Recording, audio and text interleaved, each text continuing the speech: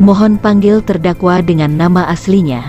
Padahal cucu Nabi, dia, penulis, Erika Ebener.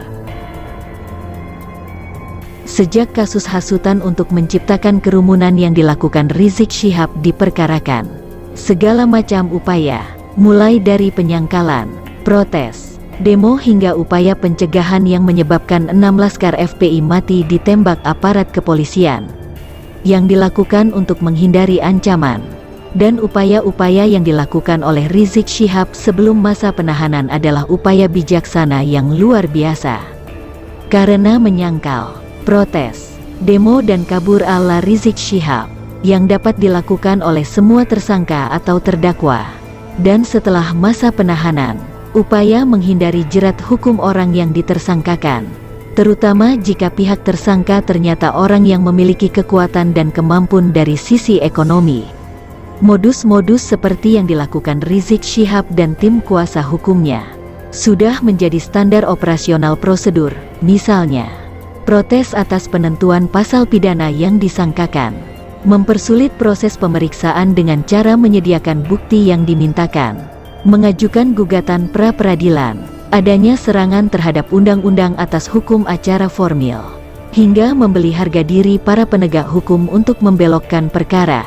Semua adalah manuver hukum yang standar, karena pada kenyataan, bagi pihak yang menentang tersangka atau terdakwa, berperkara hukum itu tak ubahnya dengan berpolitik, semuanya halal.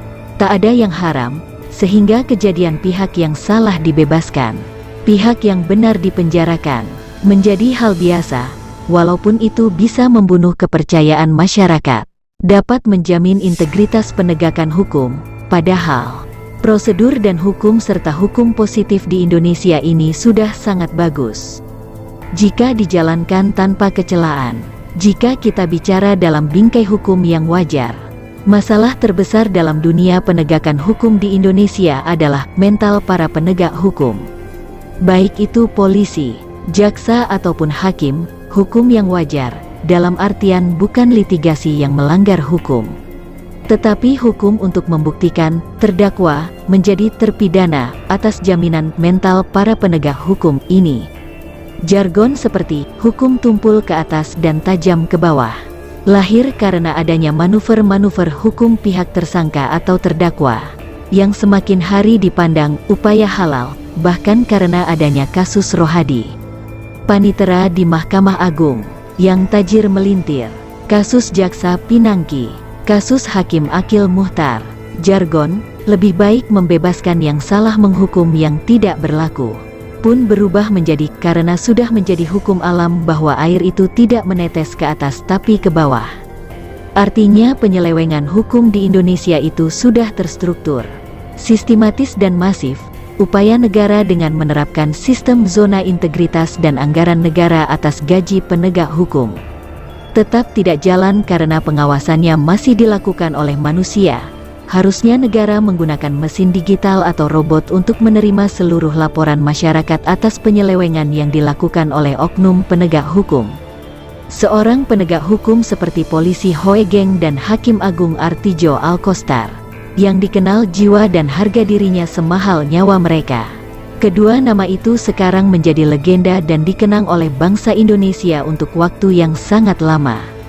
Begitu pula dengan para penegak hukum yang berkomitmen pada keprofesionalan jabatannya dan berpegang teguh pada keimanannya. Mereka pun akan menjadi cerita dan legenda bagi pihak-pihak yang dibelanya. Akan menjadi pahlawan, walaupun untuk satu atau dua orang. Kembali ke kejadian persidangan kasus Rizik Syihab.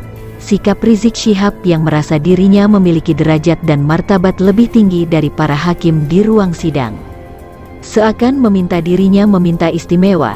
It was bent to the rules and norm that every person that sit in the room was wajib and restitusi terhadap hakim dan persidangan yang mulia. Sikap Rizik Syihab malah kebalikan. Dia meminta hakim, jaksa dan polisi untuk menghormati dan menyatakan sopan padanya, dengan dalih bahwa hak-haknya dilindungi oleh undang-undang, bahkan menantang bahwa dirinya akan menerima berapapun tidak pernah menolak dakwaan dan putusan yang divoniskan, selama dirinya bisa melakukan sesukanya di proses persidangan. From yang namanya hak dilindungi undang-undang. Tetap saja perlindungan itu diberikan ketika kewajiban sudah dijalankan. Hak terdakwa di persidangan adalah duduk layak dan menjawab semua pertanyaan yang ditanyakan. Jawaban-jawaban bilang, saya tidak bersedia untuk menjawab, atau saya tidak tahu. Rizik Syihab lupa bahwa walaupun dia seorang habib, seorang imam besar bagi umatnya, saat ini status dia tak lebih dari seorang terdakwa, yaitu orang yang telah memenuhi unsur pidana yang dituduhkan dan sedang menunggu putusan pidana. Bahkan ketika hakim memanggil Rizik Syihab dengan sebutan Habib, hal itu pun ada yang memprotesnya. Panggil terdakwa dengan namanya saja yang mulia, Wakil Presiden Budiono, yang dulu terjerat pidana karena kasus Bank Senturi. Ketika didakwa, hakim tidak memanggil dia dengan sebut Saudara Wakil Presiden Indonesia. Sikap Rizik Syihab rupanya tidak hanya memusingkan pihak jaksa, polisi dan hakim saja.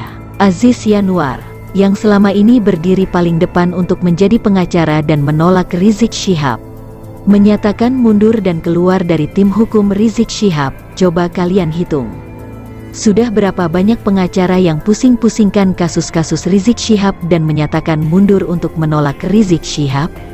Bagaimana menurut Anda?